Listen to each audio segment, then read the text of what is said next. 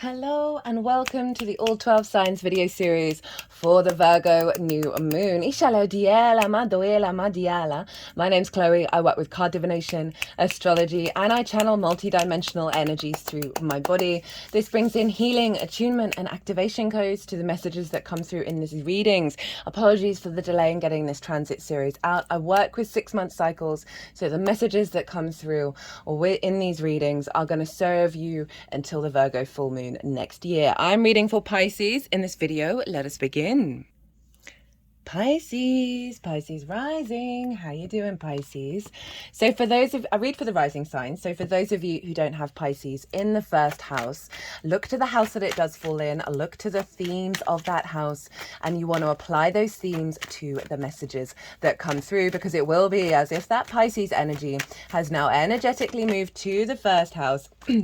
You just got to do add on your own natal chart meaning on top of it. Right, I am shuffling for 3 piles. The first pile is the most integrated, expansive intention of this moon and how it's going to unfold. The second pile is the challenge and how to work with it. The third is what tools and tips, what energy can we use to help amplify this intention. I'll pull an oracle card at the end from What We've Forgotten Oracle by Miranda, which is linked into the astrology, and I'll talk about that in a little bit. So this, as I said in the introduction, apologies for the delay in getting this out, but I work with 6-month cycles. So what's coming through in this is going to help support you in your Virgoan journey. Now, where is Virgo for you, Pisces? Well, wherever it falls in your chart, it's opposite your sign.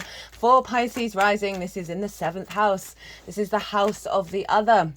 And this is about the one-on-one important relationships in your life. This can be business partners, one-to-one clients, your therapist, your near and dear friends, long-term committed romantic relationships, as well as your relationship with Source. So big new moon happening here in the sign of Virgo. And so this is the final Virgo new moon that's going to have Saturn opposite it for another 30 years. I've done a collective reading where I've broken down the astrology in a lot more detail, and there's not a crazy amount going on with the astrology, but there's lots of stuff linked into the fact that Pisces, the full moon that's next, is going to be an eclipse, and then the nodes are moving into your sign at January next year. And so this is kind of working with that theme, as well as the theme of the final Saturn showdown. Oh, where'd that go? Ituela. Dishale mo tot I shini atinima. Itinima. I'm so sorry, Pisces. Sometimes when I'm channeling, I just get a little bit lost in it. So I was talking about this new moon. So intentions can be set around a new moon. And so intentions to set with this is bringing in a healthier dynamic around one-on-one relationships. This can be about deepening your relationship with Source. If you're already in a long-term committed romantic relationship, working with that, elevating that, as well as with your friends, getting more clients in. Maybe you want a business partner, setting intentions around either elevating or bringing it in. If you've got any wounds and any difficulties around all of this, around commitment, around this sort of this deepening on a one-to-one in intimate way, then this is a great new moon to say, hey, can I have some awareness over that over the next 6 months of what's blocking me, what energy's stopping me from really being able to, one, be yourself with the other, as well as having healthy co-collaborative energy between both of those houses. Because it's opposite your house, your sign, Pisces, where Saturn is, and Saturn's opposite this moon, and that's in the house of self, right? This is all about you, Pisces, and so this is how you embody yourself in your sun or your moon. All depends if you've got a day or a night chart. Which luminary is providing wisdom to your navigator, which is your ascendant, of how to move through the cosmic waters, right? The actions and the embodiment of self. It is about your body, your sense of self, your character, and it's often how other people see you. Okay, I'm kind of liking this already. I'm trying to shuffle so you can't see the cards because I like doing the big reveal at the end. What was I saying? Yeah, so Saturn's there. So often when we have new moon's in the 7th. It really is calling in the next level of understanding of the other, and so often that is a reflection of how you understand yourself in regards of that, and how you interact and behave with the other. And there may be issues around codependency and all of that, of prioritizing the other over yourself. And what we really want always is a balance. And so Saturn being in your first house, right? We've talked about this a lot, regulars, with all the Saturn transits. That it can bring about restrictions and limitations, a sense of withdrawal, a difficulty of understanding self. This can bring about quite inflated authority of self, or how other people perceive you. And all of this is just recalibrations, right? To knock down things that don't serve you in your foundational space around how you understand yourself. Saturn is all about integrity and commitment. It's about hard work and due diligence and maturity. But overall, it really is just trying to bring in a level of you working with the longer term cycles through your embodiment of self, and having a real sense of authority, of a mature authority of who you are. So that's what's going on with Saturn. As I said, it's opposing this moon, so we can have some difficulties between the other and self come up in order to help heal both yourself and the collective. The flip side is Saturn, as I said, is all about commitment and integrity, and he rules the opposition. Ooh. Because it wants to bring things into balance, where two parties come together and they respect each other and they do what they say they're going to do. And that's the kind of the contract side of the 7th house, right? That it is the self and the other coming into union. And so there's a capacity of Saturn in the non-rational energy of Pisces, right? The sort of the curveball of synchronicities appearing out of nowhere, miracles appearing out of nowhere, very ebb and flow, and the undulating, the capacity of piecing together things that it isn't the A to the B energy, right? And so it's the A to the 9 to the Z to the 7 to the S to the A again, right? It's that kind of energy, and Virgo can really struggle with it because Virgo is the hyper rational, observing things based on previous experiences, seeing where there's blocks of flow and energy. It can also be hypercritical and hyper judgmental because of its bar. It's able to observe reality and facilitate it in such a high way, and having high standards for itself as well as for others. And so this can, as I said, lead to internal and external criticism and judgment. And what I loved about the collective reading, if you want, as I said, if you want a deeper understanding of that, that's already out. I did a collective tarot. The first card out was the 3 of Wands, which is an Aries energy, right? This is about the confidence of self, embarking on a new journey and knowing you're going to do the best that you can in any given moment, which releases us from plans and worries and fear and judgment and criticism. And so I love that showed up, because that Virgo energy is coming into a higher alignment away from criticism and judgment. You may find that the people in your life, the other, embody that, as well as being very supportive, very facilitating of your practical magic, right? That's the theme I have with the Pisces Virgo axis. And that's what we're stepping into, where we're moving away from observing the problems to really elevating the work that we've been doing with that into the next level with that 3 of Wands. So this is genuinely helping us step into co-creation of the magic of self with the other, and creating in the 3D realm. So that's one of the major aspects that's going on. We've got Vesta in with Virgo. I am a big fan of Vesta, and she's all about devotion and dedication, the honoring of your inherent soul frequency when it comes to the other. So you've got, that's conjunct the moon. So the next cycle with this moon is really paving the way for the eclipses that are going to happen, of getting you into the mindset and the framework of really honoring a higher perspective. Because the South Node is going to move into Virgo, so you're going to see a lot of refinement but release around relationships. Obviously I'll talk about that when I do that nodal transit series. What else is going on? Well, Mercury is ruling this moon, and Mercury's over in the sign of Leo. So what's going on with Mercury is influencing what's going on with Virgo. And so I've just just did the Aries video. You might want to go and watch that because they have this moon in the 6th, and that's where I talk about the 6th in a lot more detail. But essentially the 6th house is the adult in the room. It's how we work, it's work itself, physical health, routines, co-workers and pets. So there's something about collaboration and support, as well as being the adult in the room. It can be really difficult.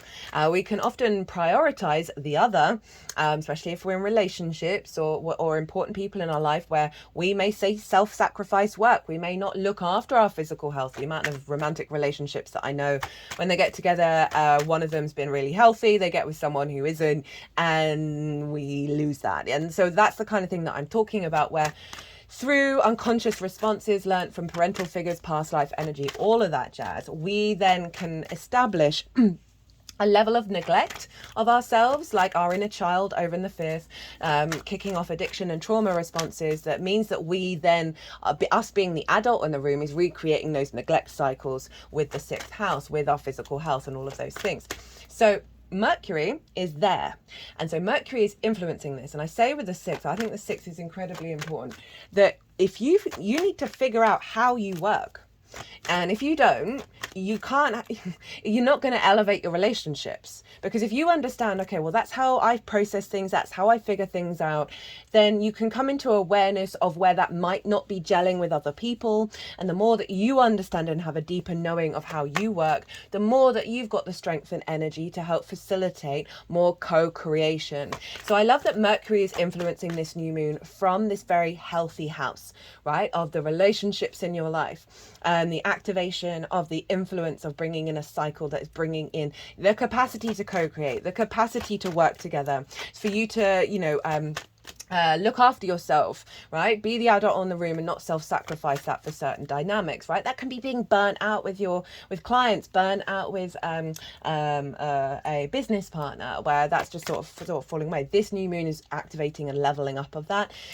Also with Mercury being in the 6th, this can see a lot more communication and understanding and perspective around the way that you work, around who you talk to, perhaps co-workers, establishing more clients, more projects, more one-on-one engagement in the way that you work. It doesn't just have to be romance. This can be an elevation in synchronicities and signs from source in the 7th about the way that you work, giving you next levels up, being more creative, being more open-hearted, more vulnerable, more passionate about the way that you work, and establishing a deeper connection to your sense of self, which means that you're perhaps clearing out the bullshit when it comes to relationships. You know, the kind of people in your life where you're like, why was I prioritizing that? Why was I focusing on that rather than focusing on my own experience, where I'm then drawing in co-creation? So the sun rules Leo, so the sun is influencing Mercury, and this is what's called mutual reception. Mercury and the sun are in each other's realms. They're essentially on psychic hotline with each other. They are able to facilitate each other's agenda in those signs, as well as help each other access the resources and the tools of those realms really easily. This is always a great combination. Because it's harmonizing the two signs and accentuating and all of the transits there. So we've got this feedback loop, right? So you might find, as I said, the ideas from source coming in to help you, the vision from source coming in, the intuitive understanding from source around you being more of the adult in the room for yourself, which is going to give you more energy in the rest of your chart and healthier relationships in your life. Now, so there's a lot of other astrology going on, not a crazy amount, but I talk about that in the collective reading. One thing I do want to talk about is Venus. So Venus is being badass over in the sign of Libra, her own sign. She's not making aspects to this moon, but it's significant, one, because what's going on there is significant in and of itself, and it's happening around the new moon. Libra is conjunct the South Node, Juno, and Black Moon Lilith. And the South Node is obviously where we've been having eclipses. This is in your house of relationship dynamics. Woo! This is also about the resources from the outside world, mortgages, loans, car insurance, taxes, all of that good stuff, inheritance, both 3D and cosmic inheritance. But I want to focus here on the relationship dynamic side of it. This is the exchange between you and anything other than yourself, right? The give and exchange, right? The give and receive. This is about time, money, energy, intimacy, ideas, all of that. And this is the source as well. So this is the dynamics that show up. Now, Venus conjunct the South Node is saying, okay, we've done some recalibration around those relationship dynamics, which is then going to lead into a deepening of your understanding of the other when the nodes move into Virgo. A releasing of old paradigms that may have caused scarcity complexes, codependency, giving too much, taking too much. You know, as I said, the scarcity complex around resources, around reciprocity. Conjunct Juno and Black Moon Lilith. Black Moon Lilith, incredibly independent. She wants respect, honor, and dignity in her relationships. And she'll try her best to get that to work. But if the other party's being a bit of a dick, she's off, right? So it's so independent. And Juno's all about commitment. So there's a real commitment of your renewal and the deepening of your esoteric understanding of within you, of the cultivation and depth of what kind of relationship dynamics you want in your life, how you perceive the resources of the outside world. Venus is connecting the dots, bringing harmony, grace, diplomacy, a sense of elevation of your desire and your love and your connection here, and making sure that that's a commitment to having respect, honor, and dignity with those people in your life. And if they're or the energies, right? And if they're not doing that, and you're trying to work through that, this whole conjunction is really going to be accelerating this. Now, there's another reason why this is significant. So that Mercury retrograde, Mercury's direct now. It's still in the final throes of the final bit of the cycle because it's going over the degrees it retrograded over, but it is direct. So we've got quite a powerful Mercury here. But at the beginning of the retrograde, which started in the sign of Virgo, Mercury was conjunct Venus. And this meant that Mercury retrograde, I did a series on that. If you want to go retrospectively, go watch that, go check it out. This is bringing in more healthier conversations, more vulnerable conversations, more our capacity to perceive and observe information in our environment around bringing in healthier relationship dynamics, of elevating our capacity to give and receive, right, and facilitate that in the 3D world. That's what that energy was. So I love that Venus is doing some really hardcore, powerful stuff that at the same time of this Virgo new moon, which is obviously linked into Mercury and the closing out of that Mercury retrograde. So that's pretty powerful, and that's going to influence over the next 6 months. So that's wild. Let's get the final oracle card. This is from What We've Forgotten by Amy Miranda. All the decks are in the description box. And the reason why I brought this in is that Saturn is about cause and effect, is about karma, is about time. It's retrograde. So there's something about what we've forgotten that we may need in order to elevate the cycle that we're in, that is coming to the surface. So this is what's coming through, what you've forgotten, what you can then apply to this new moon.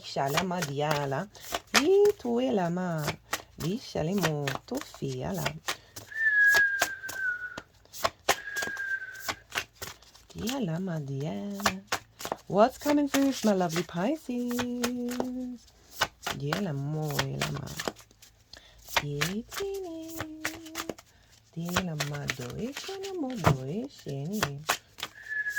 There we go.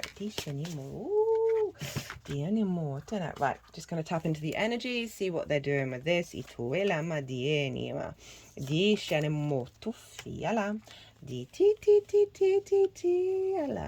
Diale moya la madisha ne molto finima inima diala duela madiene molto ela diniama.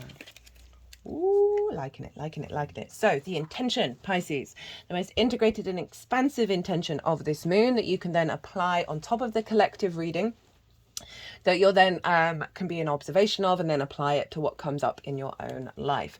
We have the Knight of Pentacles, the Two of Cups, and the Lovers. So this is really tying in the themes of the 7th linked into Mercury in the 6th and Venus in the 8th. So the Knight of Pentacles is the slowest horse in the tarot. It's the biggest horse. it will get you where you need to get to. There is an energy of commitment and loyalty, stability, sturdiness, wisdom and courage with the oak leaves, and the capacity to put into action new growth, this new cycle, to act from a new frequency. So I love this of a level of commitment here, and integrity to your own groundedness, your own stability. There's something about a real interaction from your frequency that's bringing in a level of that commitment and that loyalty of like putting in the daily grind, putting in the integrative work, because it's slow, right? I've learned from my experiences with sores is patience, right? So I love that this is shown up because it's saying that there's like a slow burn happening through the actions that you're going to be taking. Remember, this is the intention of the moon, of how it's going to unfold and what frequency it's bringing in to your 7th house, of really being able to elevate that dynamic by being very grounded within yourself and understanding what serves you in the long term. We then have the 2 of Cups and the Lovers, so really doubling down on union with the self and the other, right? We've got some water energy with the Pentacles, and this is Gemini. So this is, even though this is Venus in Cancer, this for me is the Lilith card, right? This is the masculine, feminine and spirit coming into union, not sex specific. This can be about the integration within yourself, around your understanding of yourself and the reciprocity with the other. But in terms of, like, they are eye to eye, they are equal, they are both offering, they are both willing to receive. There's respect, honor and dignity in this card that comes from a place of love. That's what Lilith wants. So I love that this is showing up, that this is the intention, is through this level of commitment and devotion and dedication here, you are bringing one, integration within yourself from a very loving space. We have the Caduceus, which is about deep healing and the awakening of the Kundalini energy. So this feels like a 2-pronged energy of what's going on internally for you, as well as then how that's going to show up externally. But they're collaborating. This is the 6th house of they want to work together. This is all about work as well, right? Of being of committed to that. And they are giving and receiving, right? That Venus energy. We then have the Lovers, which is the major arcana version of the 2 of Cups. Again, the masculine spirit, masculine, feminine and spirit all coming into union with one another. So they are, so that integrated energy within, as well as with source, as well as with others. You are then able to make the right decisions at crossroads, because the Lovers is all about choice. And through the integration, making the decisions to climb that mountain. Pluto's just moved back into Capricorn, which is in your 11th house of hopes and dreams, friends, groups and alliances, reaping the benefits from your 10th house. It's trining this moon by sign, but not by degree, because it's at 29 degrees, this moon's at 11.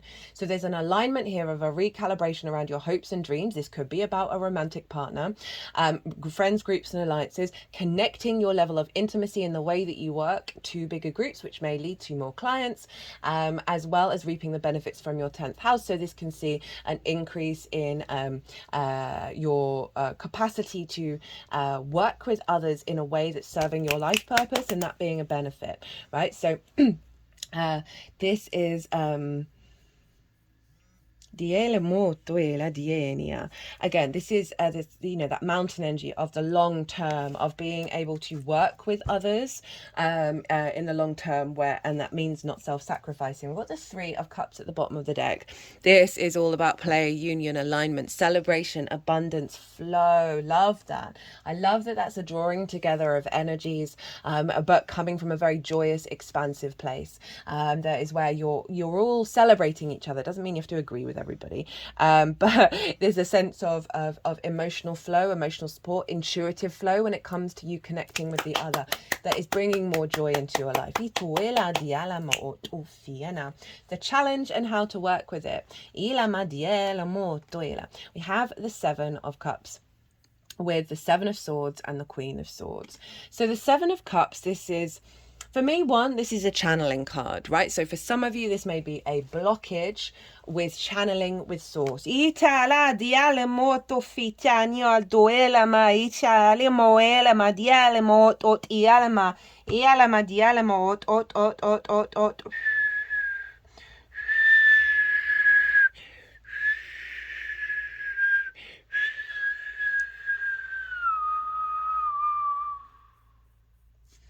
well. But it's also about too much choice, fantasy, illusions. I feel with this one that there is almost a restriction around doing the thing, right? We've got that Knight of Pentacles of putting intentions, desires, fantasies into practice. This feels like simply living in it. This can be about expecting people to be who they're not, right? And I feel like there's a veil going to be pulled down. This feels like there's a lot of fog around your awareness of the other and the and how you understand yourself in regards to the other.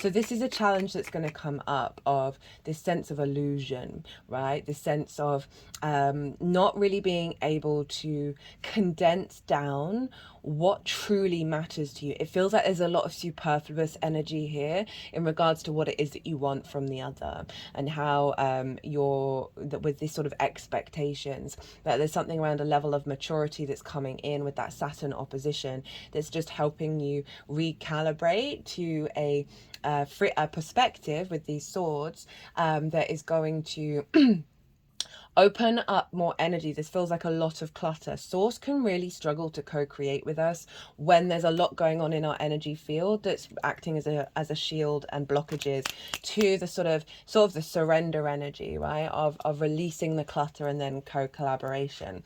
We've got the Seven of Swords and the Queen of Swords of how to work with it. I love the Seven of Swords. This Seven of Swords is stealing away the Five of Swords, stealing away conflict, stealing away distorted power dynamics of the bully and the victim mentality. It is trying to end the war. It's trying to bring about peace. It's yellow. It's the color of the sun. It's a really great card. And this is the capacity to think differently, to do something differently, to bring in a different perspective that is reducing the level of conflict, right? So there may be certain fantasies that have come up because there have been certain relationships in your life that have brought about the Five of Swords dynamic, that then steps you into going into fantasy mode because of the wounds that you may have faced with the stark reality. I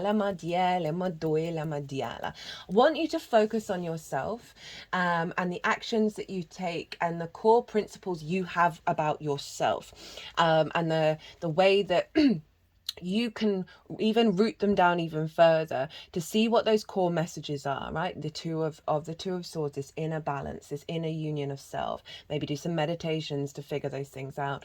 And because those core principles, when we really root them down, we don't have all the clutter of I would like someone to be 6 foot tall. I would like someone to be from a all those kind of like small details that are diminishing your capacity to engage in a frequency that actually serves you rather than the superfluous, superficial stuff. We've got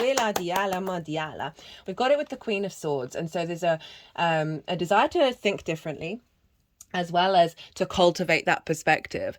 Queen of Swords has a bird on her crown chakra. So this is about doing some crown chakra meditation, sort of really elevate that frequency and reflect and bring nuance and depth to be open to receive what perspectives are coming through here that's going to serve the elevation of the unfolding of this moon. How to amplify the intention. We have the Five of Pentacles, the Seven of Pentacles, and the Ten of Pentacles. So all the Pentacles are coming out now. This is causing you to reflect on feeling isolated, feeling left out in the cold, the sense of scarcity. The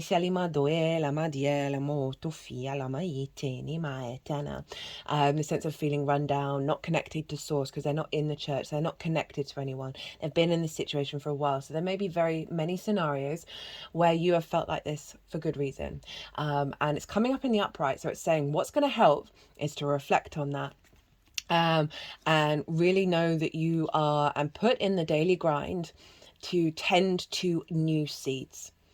that are moving away from this, right? To put in the effort. We got that Knight of Pentacles as well, because this is all about the beginning stages of before we get to the harvest. This is about cultivation. This is about awareness that you are initiating a new journey. This follows the Six of Pentacles, where things have come into balance. So this is saying you are already in balance, but this is about tending to the physical realm of the awareness of that you have moved excuse me, that you have moved beyond that. So it is all about the practicality. It is all about the awareness that there may be things that you need to do on a day-to-day basis that tends to navigating this and bringing this in around your sense of self, around how you're operating with the other, right? This could be about new ways of doing things, but there is something about a deep nourishment of giving food and water to these new ideas, these new seeds, not trying to be impatient about how it's going to all unfold, having a level of confidence, because the Ten of Pentacles is about long-term legacy. This is a city. Cities take forever to build. So this is about your longer term goals, your longer term energy, and how you build and create from that space. We have the nuclear family, so that may be relevant to some of you, as well as the elder figure covered in esoteric symbols. This is about the blending of the unseen and the seen, the metaphysical and the physical, the mundane and the spiritual. And when we're in that kind of alignment, when we're in a sense of surrender to the plan of how it's going to unfold, we can then step into those core energies that serve the root of how we then build. Inshallah diala. But this is saying what you're doing here is taking and having a focus around what's truly significant, not the sort of the fantasy superfluous energy. You're going to be activating a higher level of integration. Okay, your oracle card is Shadow Work, number 14. So that's interesting that that's shown up. This is a new deck for me. I bought it for my birthday, so I'm not really aware of what the cards say yet. But that's interesting that that came up with the two sevens, the Five of Pentacles, and that Knight of Pentacles feels like it's saying there needs to be a different way of operating and putting in the daily work to get to that space. And that's what shadow work's all about, right? Shadow dance, charting the pain, identifying holy wisdom. Shadow work is part of being alive on the planet. Energy is like electricity or a battery. Positive, negative. Energy is duality by default. Working with only shadow doesn't make much sense.